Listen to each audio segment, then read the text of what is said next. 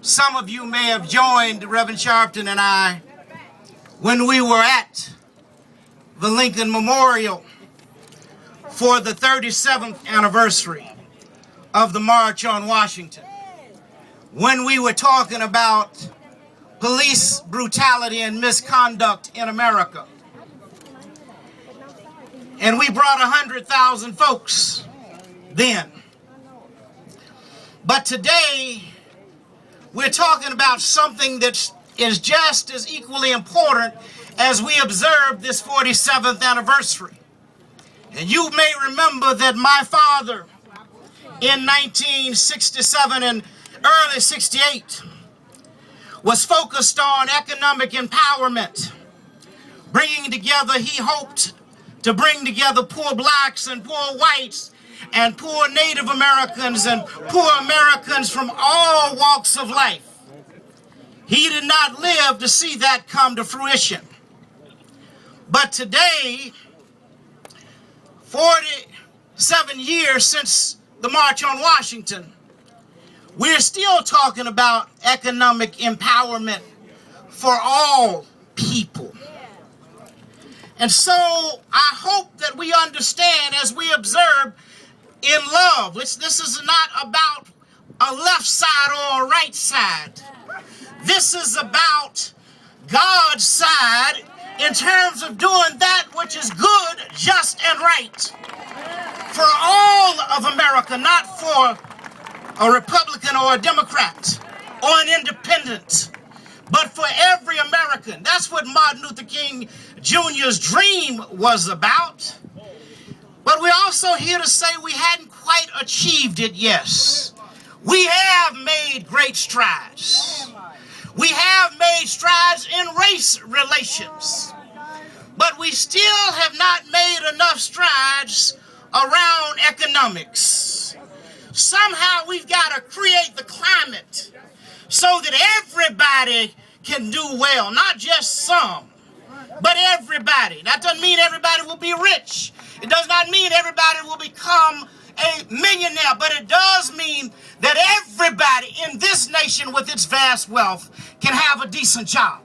Everybody in this nation with its vast wealth can have a decent home.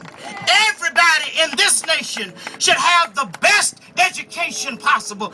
Everybody in this nation should have decent health care.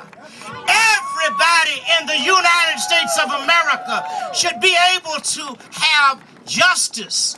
That doesn't mean that some may not have to be put in jail. But because there is not true justice for all, there cannot be true justice until everyone does have the opportunity for true justice. So I just wanted to come by this afternoon and be with you and to say that next year we're standing on hallowed ground. As we look around, this memorial is headed toward completion. But people from all over the world will be able to come here and say thank you to Dr. King, but yet more importantly, that the work of Martin Luther King Jr. is not finished. It won't be finished until we've totally suppressed racism. It won't be finished until we have embraced some economic empowerment.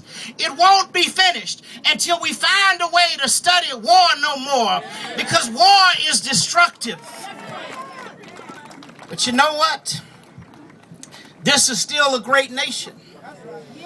It is a nation made up of many different ethnic groups, a nation made up of many different orientations.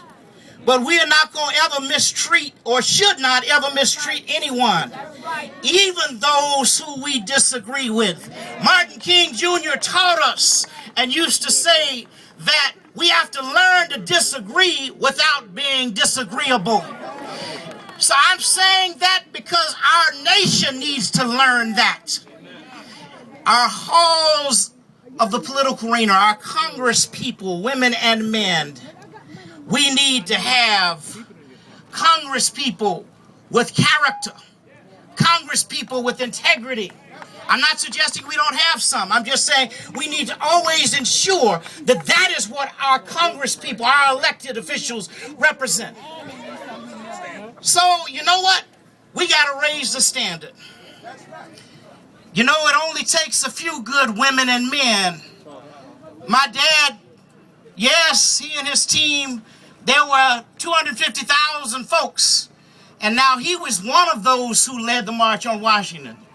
It became known as Dr. King's March, but it was not. He would have been the first to tell you this is a coalition of good people, women and men, a coalition of justice.